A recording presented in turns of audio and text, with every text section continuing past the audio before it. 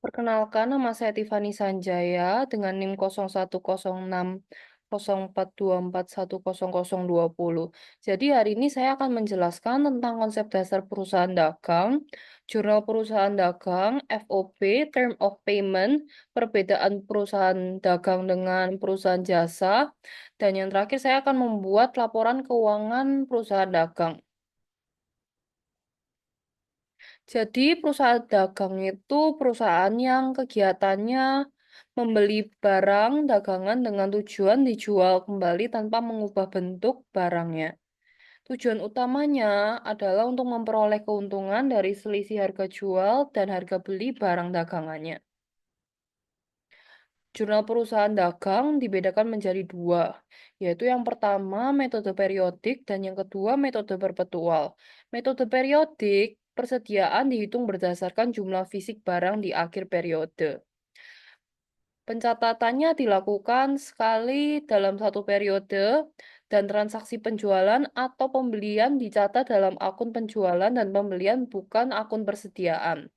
Kalau metode perpetual, persediaan dicatat secara langsung setiap terjadinya transaksi, setiap pembelian atau penjualan barang langsung mempengaruhi akun persediaan barang.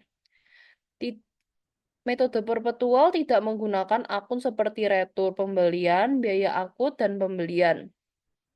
Dan yang terakhir, dampaknya terlihat pada akun persediaan dan harga pokok penjualan.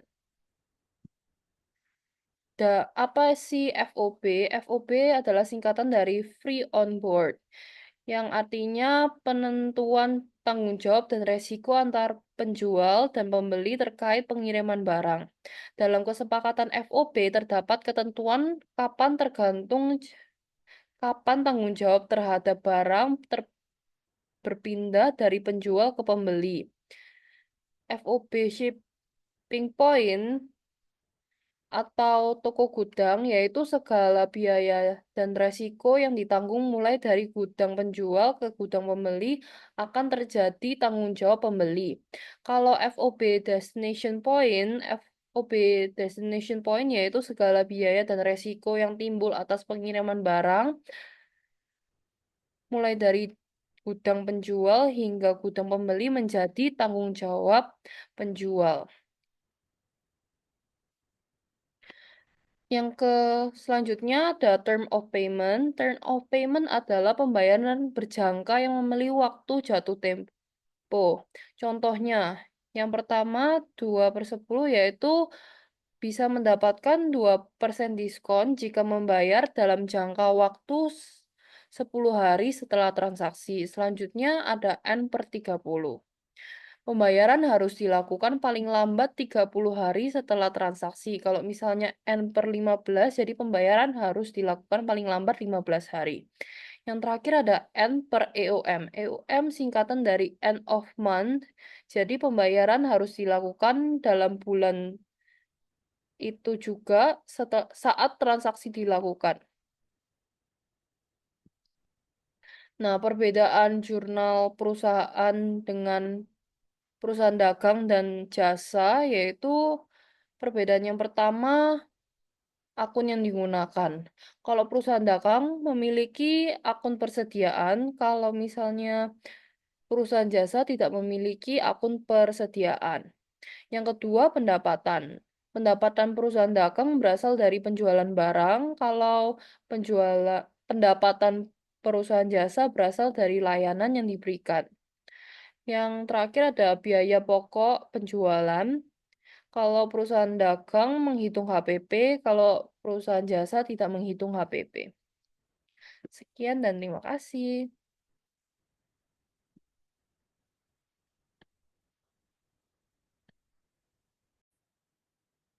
Jadi yang pertama kita akan membuat COA-nya. Jadi ini udah saya tulis keterangan sama COA-nya. COA ini adalah daftar lengkap dari semua akun keuangan yang digunakan oleh suatu perusahaan ini gunanya untuk klarifikasi dalam kategori-kategori tertentu untuk mempermudah analisis jurnalnya.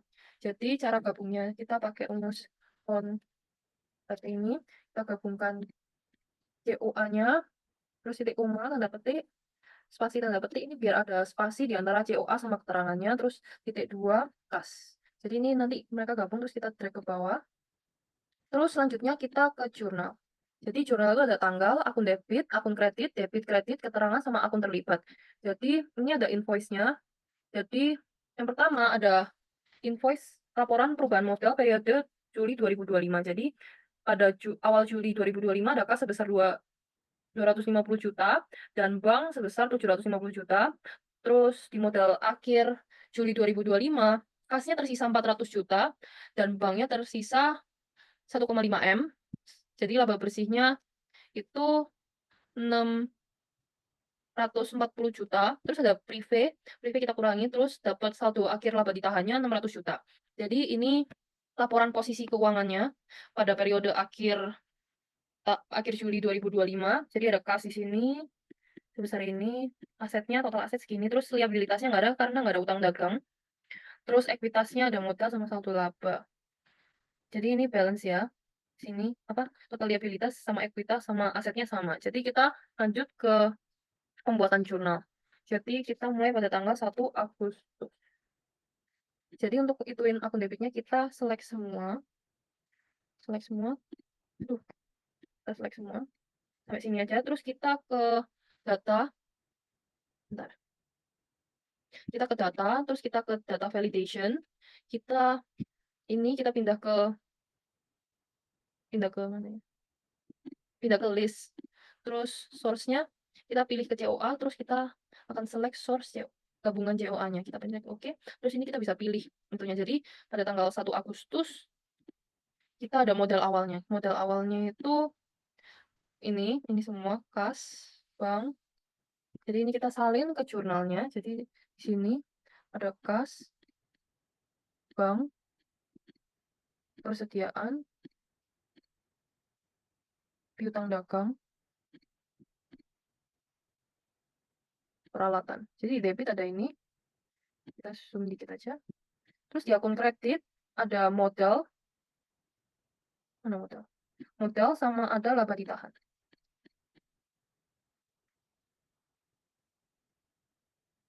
Jadi di sini ada tanggal awal 1 Agustus ini modal awalnya sebesar kasnya sebesar kita copy aja.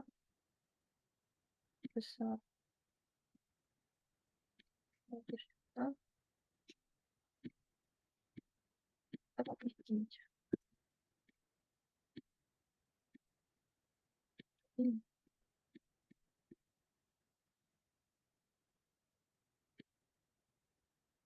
Kita ketik aja deh ini jelek.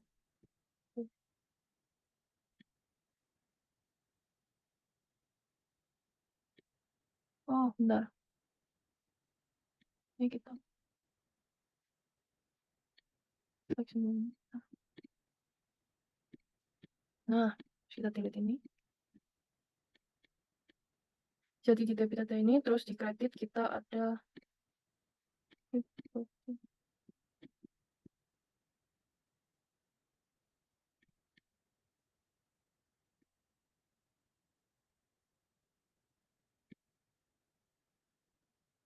di kredit debit kita ada ini.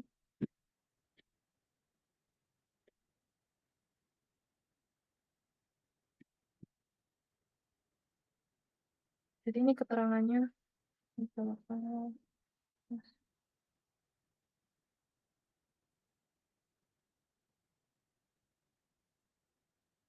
Keterangannya model awal. Ini kan. Ini.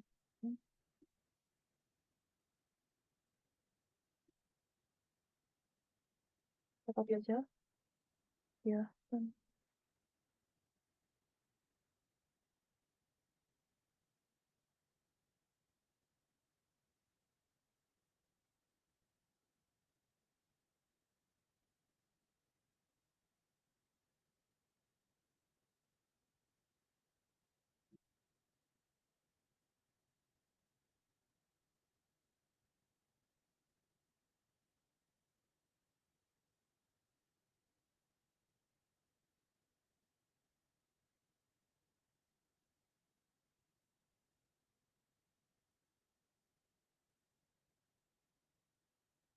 Nah, ini jadi keterangannya. Kita lebarkan aja. Terus kita masukkan akun terlibatnya menggunakan rumus if akun debit ini. Waduh. If buka kurung ini sama dengan 0, maka akun kredit sama dengan akun debit. Jadi tutup kurung. Oh, ini salah. Harusnya di debit. Tuh. If mana di akun. Oh, jadi ini akun ini sama dengan. Nah, ini. Jadi ini saya ulangkan. Jadi if akun debit sama dengan 0, maka maka jadinya akun kredit. Kalau bukan akun kredit, bukan 0, jadi akun debit. Jadi ini value if true, terus value if false gitu. Jadi kita bisa drag akun terlibatnya supaya kita nggak usah ngetik ulang terus. Langsung muncul di sini.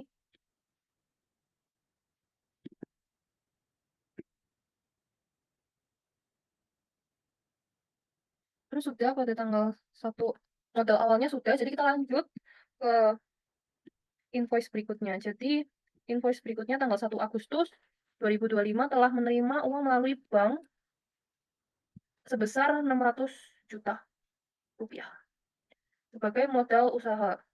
Jadi tanggal 1 Agustus.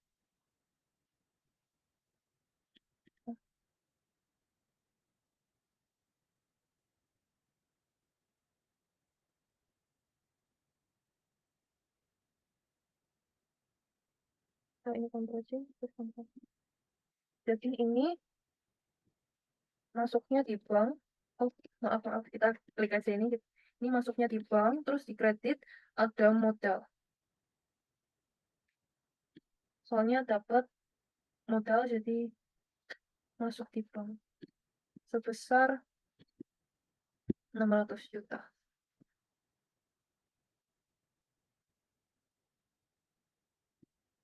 600 juta jadi keterangannya modal modal tambahan awal Agustus.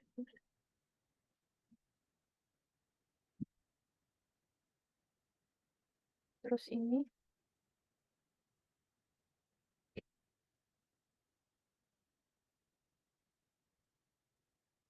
nah lanjut ke berikutnya. Pada tanggal 2 Agustus, ini faktur ketagihan pada tanggal 2 Agustus, pembelinya kita membeli tepung terigu, membeli tepung terigu 10.000 unit seharga 100 juta rupiah. Ini ada syarat penerimaan shipping point, terminnya 3/10 harus dibayar dalam 15 hari. Dan pembayaran melalui bank. Jadi tanggal 2 Agustus masuk persediaan, terus di kredit ada utang dagang. Karena kita masuk barangnya, kita mengeluarkan utang dagang kita membayar dengan utang dagang. Seharga, maaf, seharga 100 juta. Kita semua terus kita jadiin biar gampang.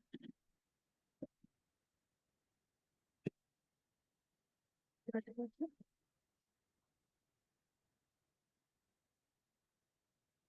Jadi ini adalah pembelian barang dagang, utang, pembelian barang dagang. Terus lanjut di tanggal berikutnya sama tanggal 2 Agustus 2025 kita kita memakai jasa angkutnya. Jadi seharga ini, jadi ini udah lunas secara tunai. Jadi tanggal 2 Agustus di debit kita ada persediaan persediaan kita masuk, terus di kredit karena bayar dengan tunai kita pakai kas seharga 160 juta.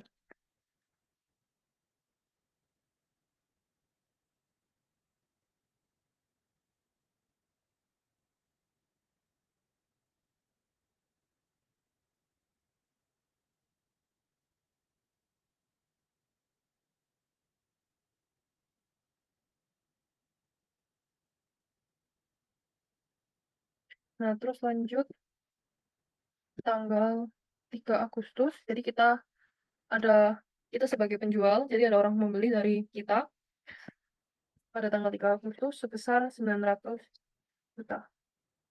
Karena ini kita sebagai penjual, jadi kita pasti ada HPP-nya. Jadi kita tentuin HPP pakai membuat tabel Vivo. Ini udah saya buat, jadi kita masukin dulu ini.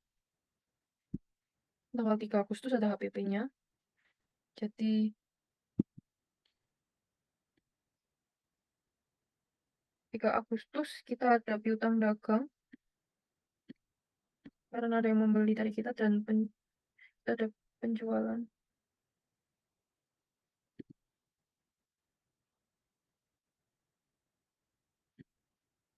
sebesar 900 juta.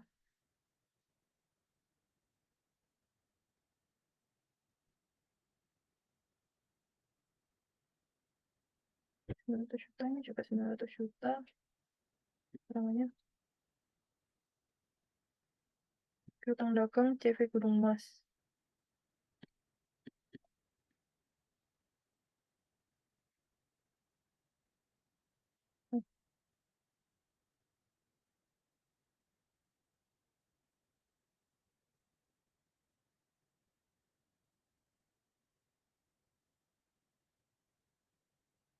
Terus karena kita sebagai penjual, jadi kita ada beban pokok penjualannya. Beban pokok penjualan, terus ada persediaan sebesar sebesar 180 juta.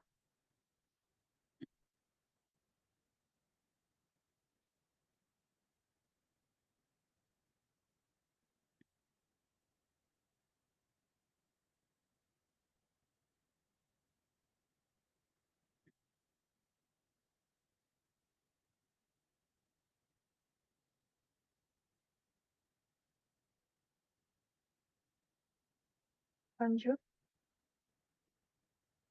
tanggal 4 Agustus ada yang membeli lagi dari kita, harga segini, 300 332.800. Oke. Dengan catatan termin 2 per ini sama harus dibayar end of the month. Jadi harus dibayar sebelum bulan ini berakhir. Jadi kita balik ke sini. 4 Agustus.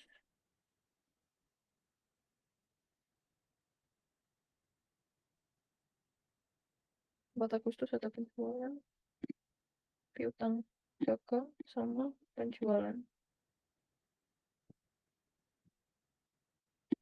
Sebesar 332.800.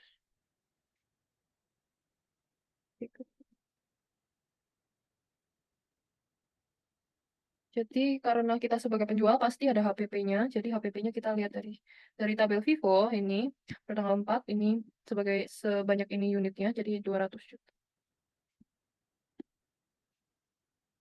Jadi ini beban pokok penjualan.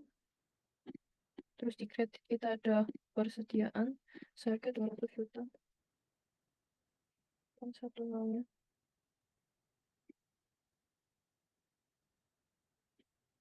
Jadi kita copy aja keterangannya di sini piutang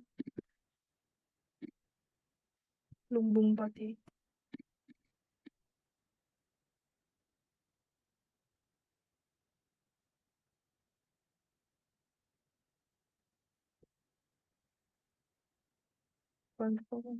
Ini persediaan berkurang karena penjualan.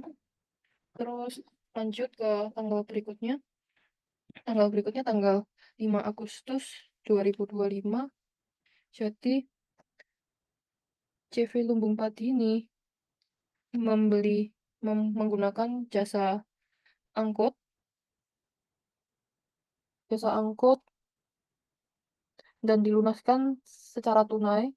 Jadi pada tanggal 5 Agustus 5 Agustus kita ada beban angkut penjualan,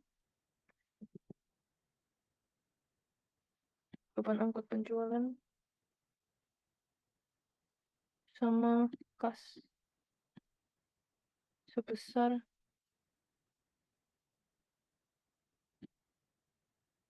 13 juta.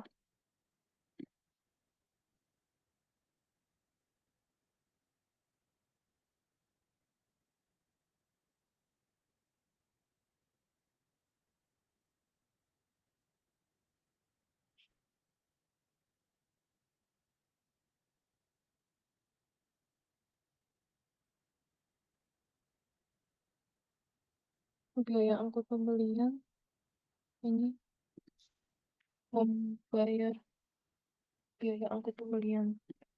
Terus kita lanjut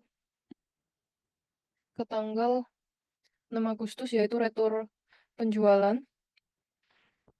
CV Lumbung Pati mau return barangnya ke kita. Jadi kita sebagai penjual ada HPP-nya. Jadi kita lihat ini HPP-nya sebesar 2.500.000 dan returnnya sebesar 2.500.000. Jadi 6 Agustus kita ada return penjualan sama kas. Oh, sama piutang dagang. Karena piutang kita keluar karena barangnya udah dimasukin gitu. Sebesar 2.500.000. 2.500.000. Ini juga sebesar 2.500.000. Terus kita mendapat biaya pokok penjualan, tapi biaya pokok penjualannya yang ini kita masukkan ke kredit karena itu return. Jadi kalau return beban pokok penjualannya ada di kredit, kalau misalnya pembelian beban pokok penjualannya ada di debit. Beban pokok penjualan di sini, terus persediaan sebesar 2.500.000. 2.500.000. Jadi ini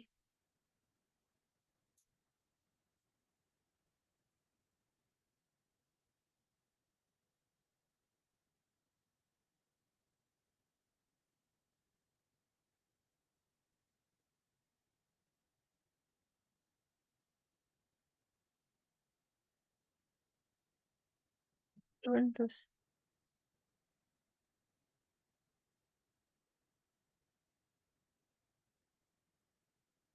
Nah, lanjut ke tanggal berikutnya yaitu tanggal 8 Agustus ada nota retur penjualan, tapi kali ini kita yang retur ke orang. Jadi kalau kita retur ke orang itu nggak ada HPP, jadi kita retur sebesar 2 juta. 2 juta karena segelnya rusak. Jadi pada tanggal 8 Agustus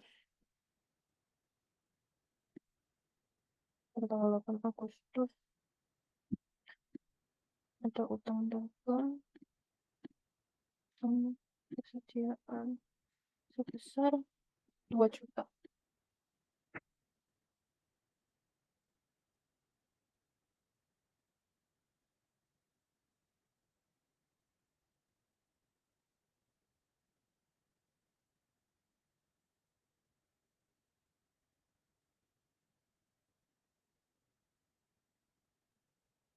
Dan kita turun karena dikembalikan.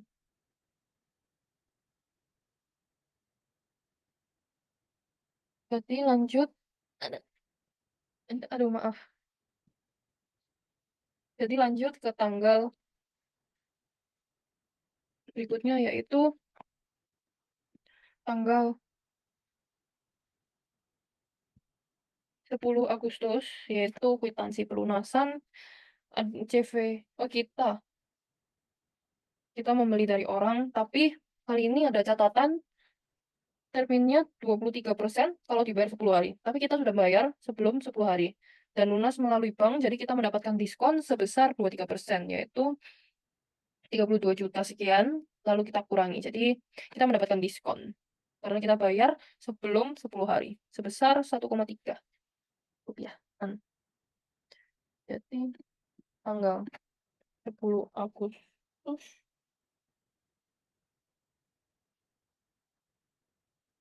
10 Agustus kita pembayaran utang barang dagang, terus kita persediaan kita, persediaan.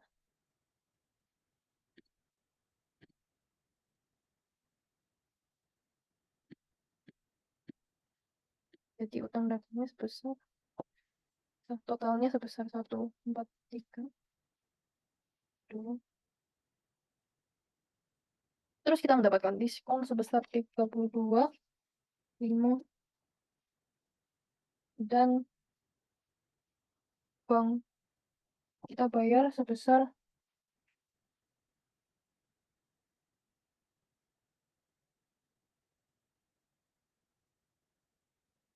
harusnya sudah keterangannya.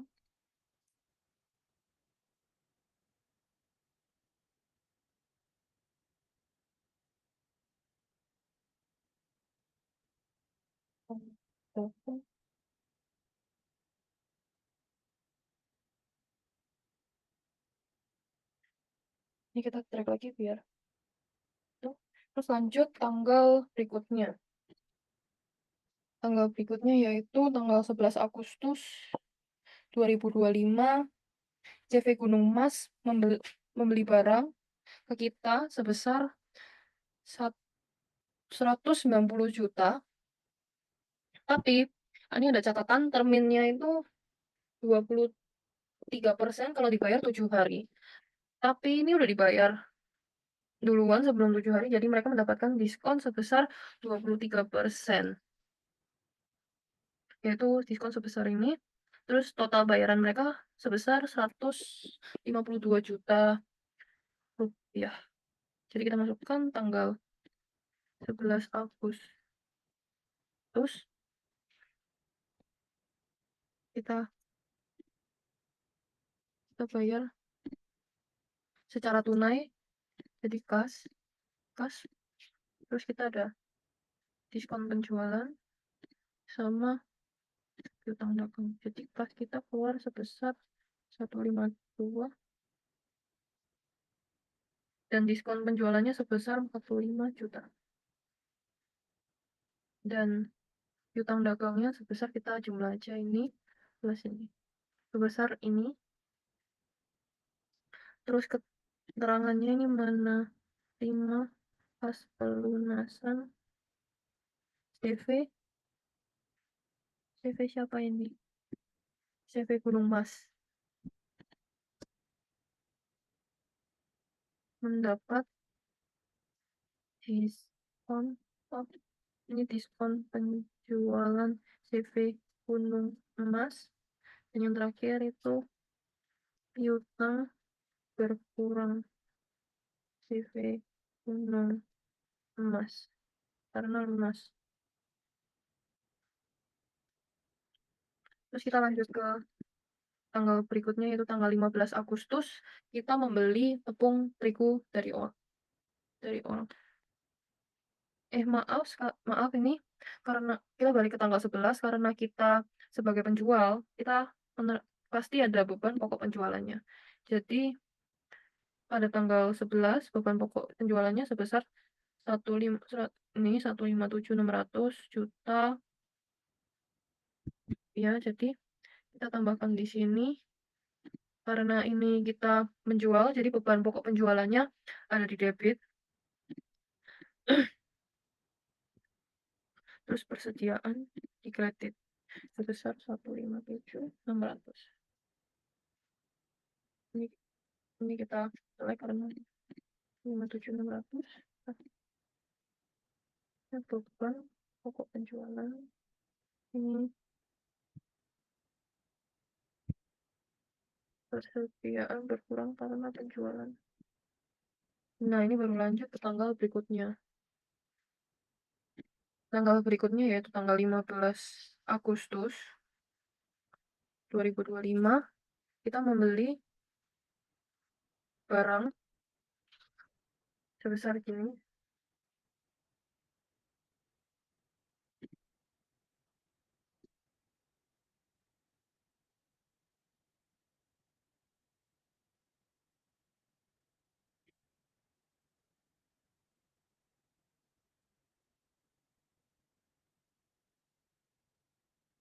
Satu lima tiga sama dengan ini. Balance persediaan bertambah pembelian barang dagang.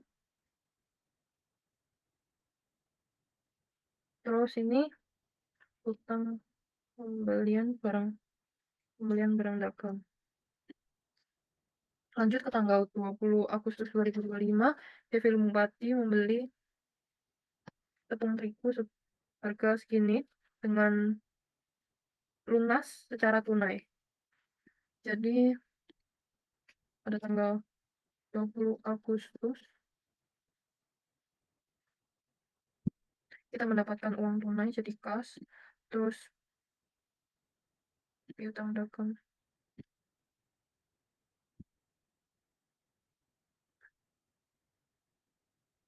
dagang keluar sebesar 23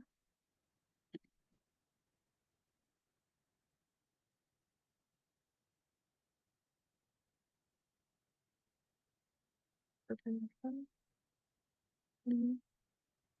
membayarkan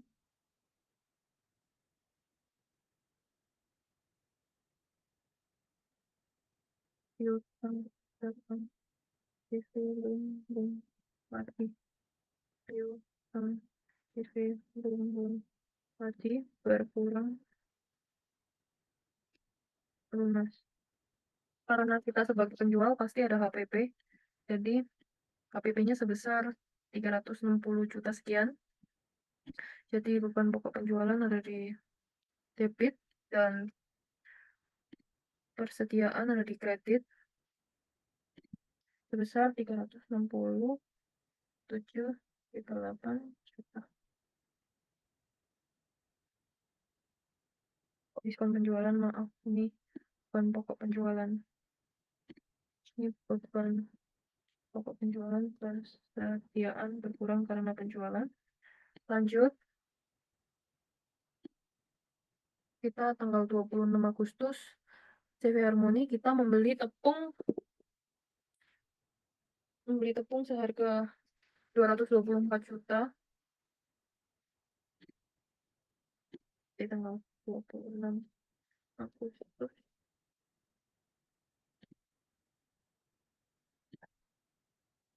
Utang dagang.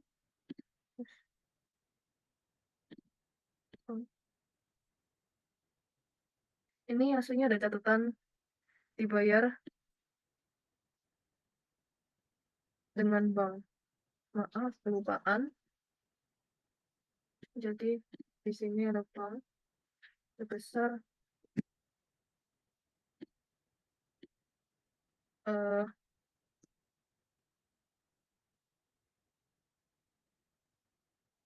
sebesar 224.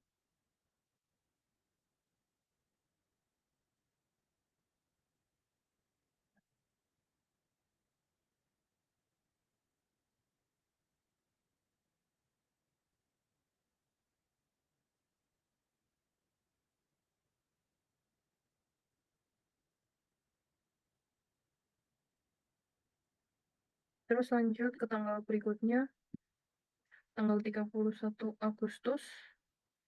Ini terakhir dengan lunas pembayaran secara tunai dengan syarat pengiriman destination sebesar 40.000 doang. Jadi pada tanggal 31 Agustus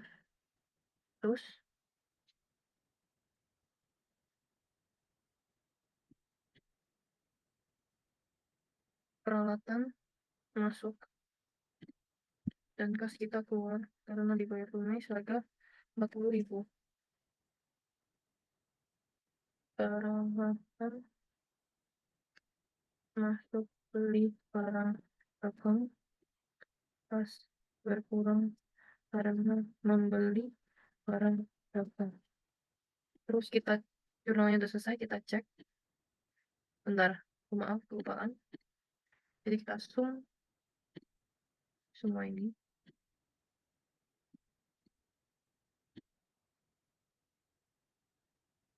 Jadi ini balance ya. Jadi udah benar.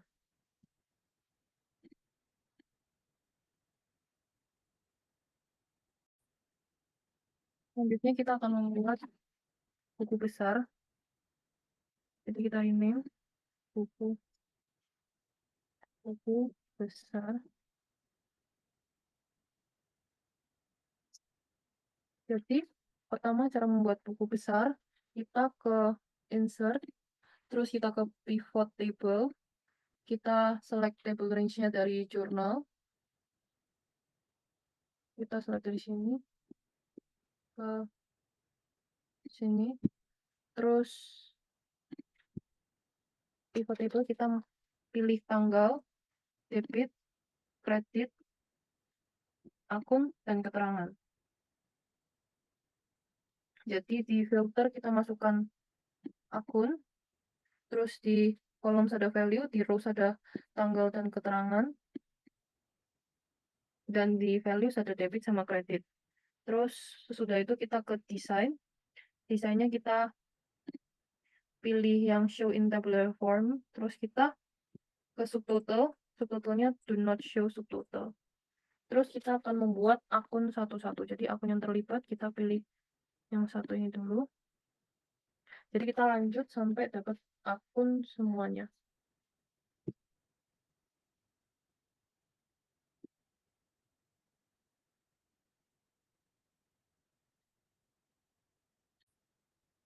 Ini sudah saya buat akunnya satu-satu. Jadi cara melihat saldo akhir dari akunnya itu kita menggunakan rumus sama dengan if debit lebih besar daripada kredit,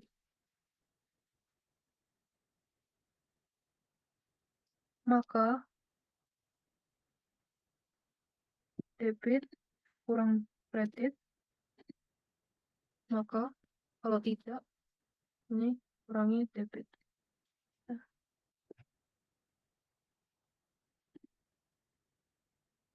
Ada yang salah? Bentar.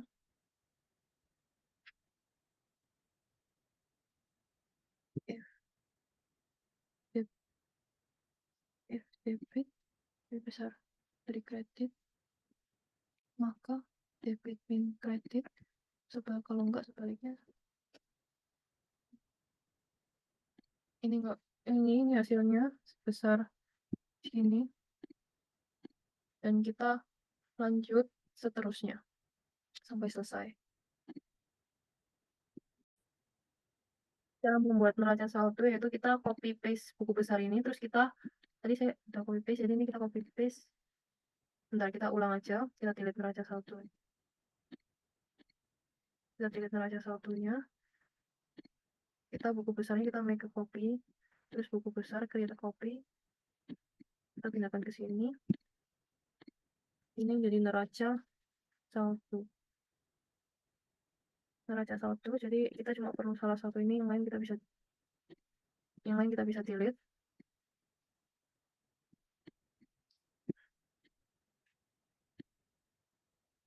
Apa yang bisa?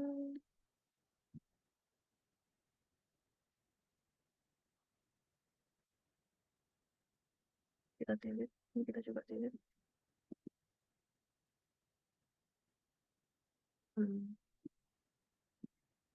Kita delete, jadi kita pindahkan ini. Jadi kita matikan semua dulu. Terus ada keterangan sama akun.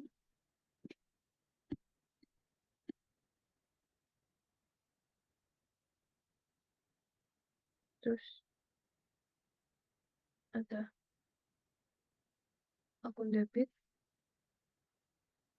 ada debit sama kredit.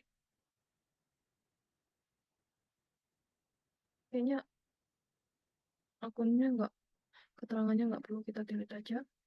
Terus akun yang terlibat, kita select all, kecuali yang kosong ini kosong nggak perlu. Jadi ini itu neraca saldonya, kita matikan grand totalnya, tadisan subtotal, don't show sub, wait, grand total kita matikan. Nah, terus kita zoom aja.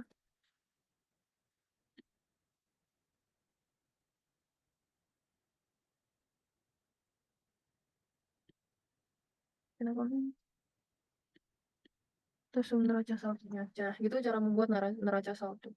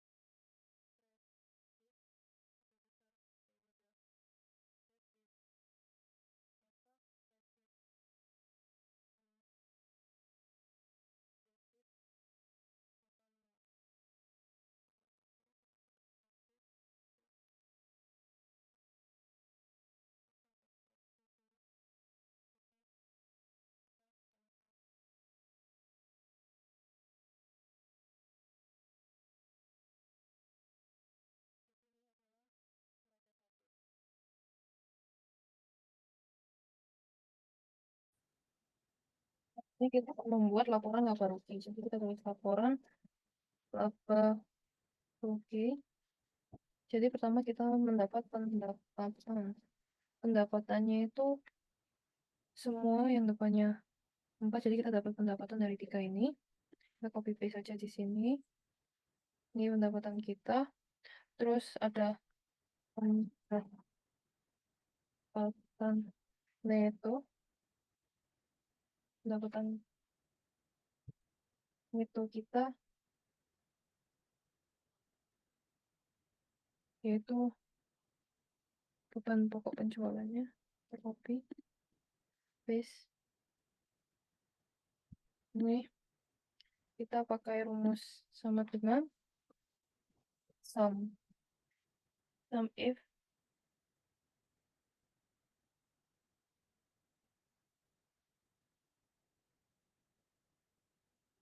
semua akun yang kita cari itu ini, maka kita pilih ini sama kita titik koma dan kurung plus sum if semua akun kita select, terus titik koma akun yang kita cari yaitu ini, terus kita select all account kreditnya. So, jadi seharga segini kita jadikan rupiah aja. Terus biar nggak geser, harus kita kasih string di setiap ininya. Jadi kasih string.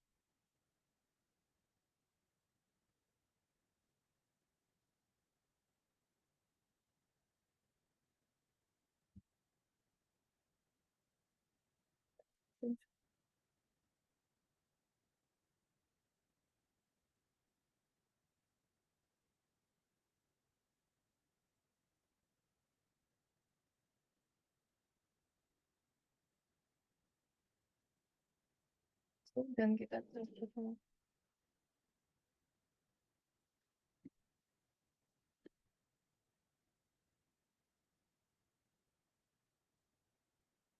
sebesar.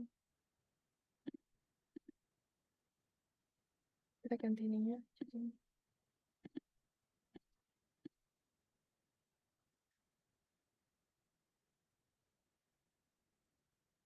kita drag ke bawah. Terus kita hitung ini dengan ini plus ini. Jadi hasil ini. Terus warna hitungnya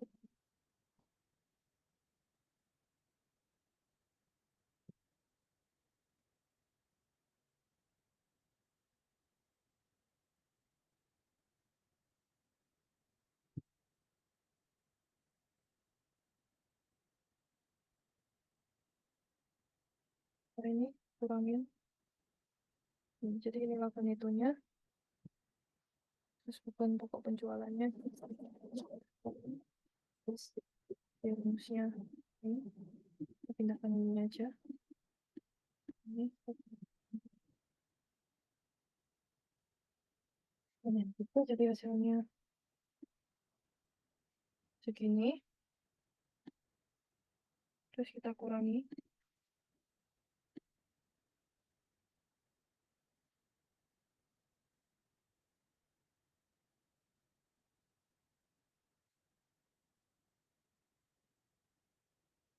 Sebesar ini.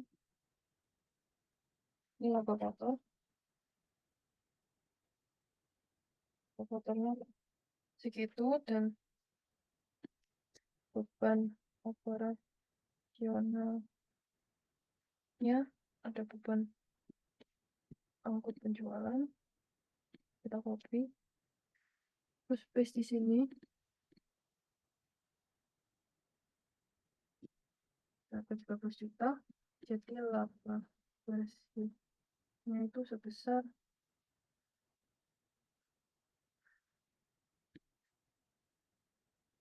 ini. Laba kotor dikurangi. Jadi laba bersihnya sebesar itu.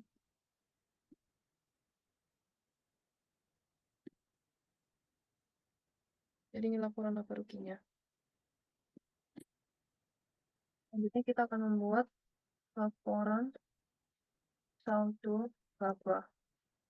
Jadi untuk laporan saldo laba kita membutuhkan saldo laba awal 1 Agustus 2025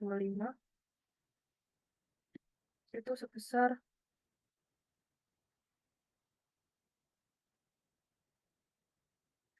300 juta.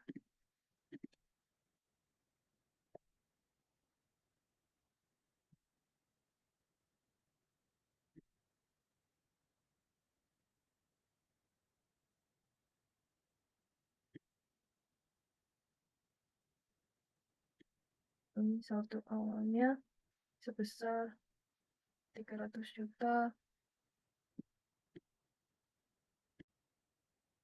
Maaf, salah tadi saldo laba awalnya sebesar 600 juta dan laba bersihnya sebesar sini.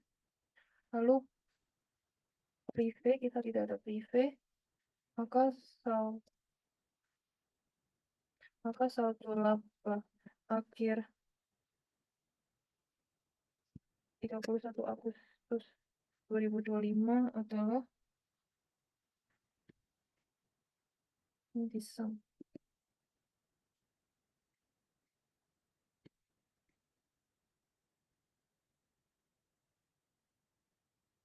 Jadi saldo laba akhirnya sebesar segini.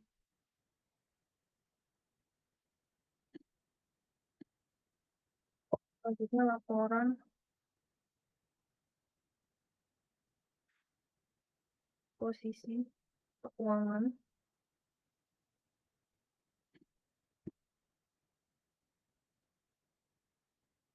Laporan posisi keuangannya, asetnya itu ini. Kita Ctrl C, Ctrl V. Terus kita pakai rumus yang tadi, kita copy rumusnya aja.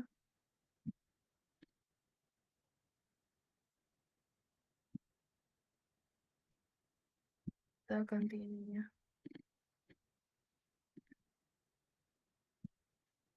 Jadi segini. Terus kita drag aja.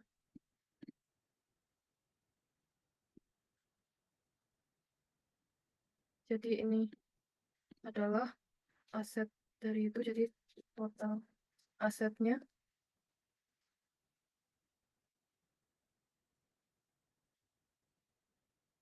besar segini. Lalu liabilitasnya ada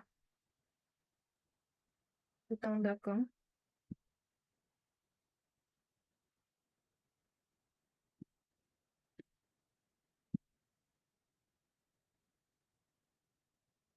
Kita copy paste saja rumusnya.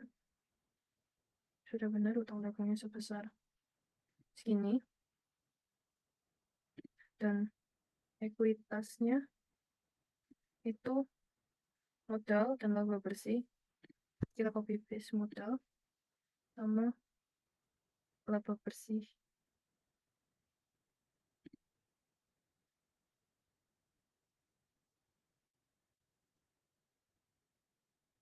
Ini laba bersihnya sama dengan ini. Modalnya kita copy aja rumusnya besar ini. Terus total ekuitasnya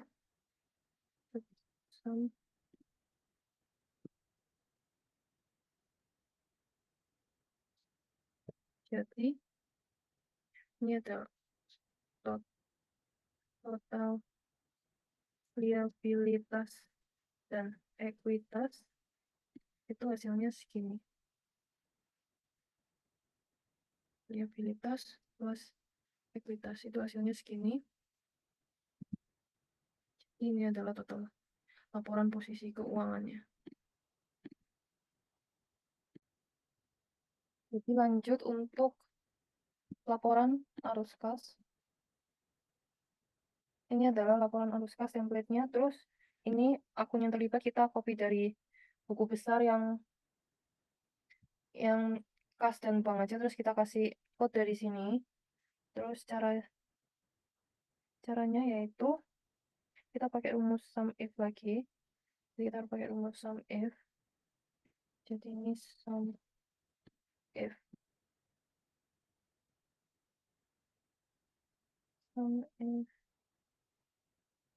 ini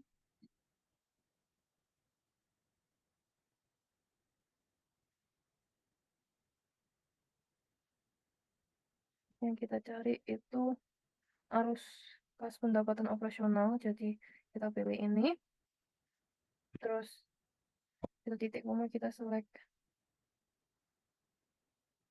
sum of debitnya. Terus kita tutup kurung. Plus sum if. Kita select lagi. Kita select yang kredit sekarang. Jadi hasilnya segini.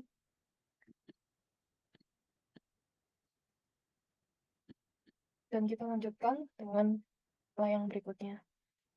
Kita pilih satu-satu. Kita copy, kita paste. Kita naik, harusnya bisa pakai string. Tapi saya lagi pengen sendiri ini aja.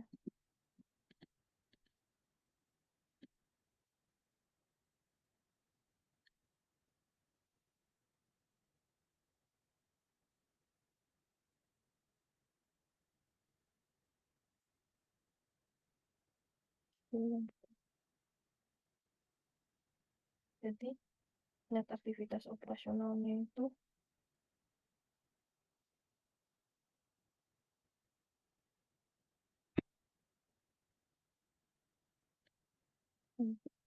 minus, dan arus kas kita dapat dari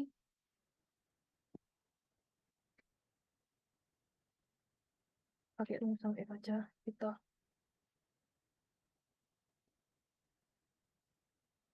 nggak ada aktivitas operasional, jadi kita langsung sini,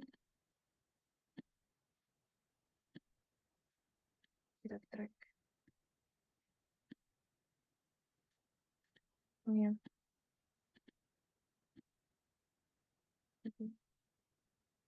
di seharga 200,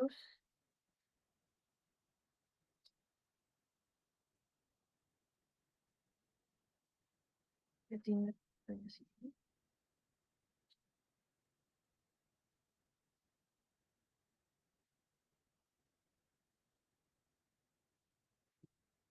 dan pemasukan dananya itu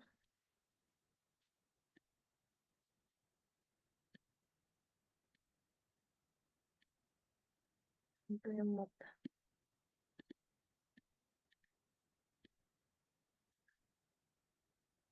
Jadi seharga ini, jadi kas pada awal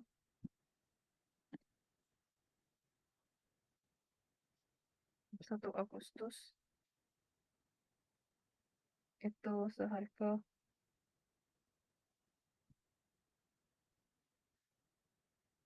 1,4, terus pada akhir kita kurangin ini tambah ini tambah kayak gini. Jadi ini adalah laporan arus kasnya.